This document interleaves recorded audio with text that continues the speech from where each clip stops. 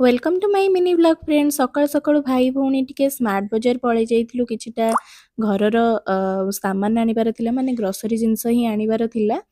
तो देखंतु आगु आगु तो एठी देखिले किते ड्राई फ्रूट्स रखा ହେଇଛି।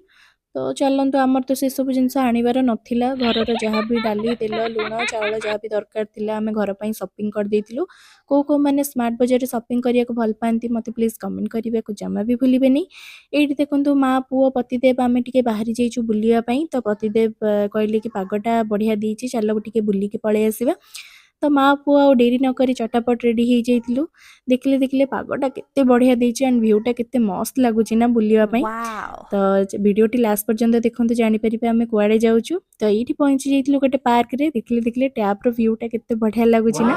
मो पुओ देखि तो बहुत खुशी हो जाइथिला हेले लंच टाइम जेहेतु हो जाइथिला तो आमे टिके बिरियानी खाया पई जाइथिलु पतिदेव मन कथा जानि कि बिरियानी खुआई देइथिले। एंड ए खुशीटा बहुत समय रही नथिला हमर काहेकि ना इंद्र देवता एते जोरे वर्षा कले जे माने 3 घंटा काल आमे से पार्क पाखरे थाइकी भी जाई परलुनी। डायनासोर पार्क देखियो बोली मो पुआ आस्थिला मन दुखरे आमे घरକୁ पळै जाइथिलु।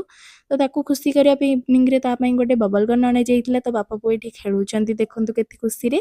तापरे आमे डिनर करिके सोइबा को चल जाइथिलु। वीडियोटी भल लागिले लाइक शेयर सब्सक्राइब करि देबे।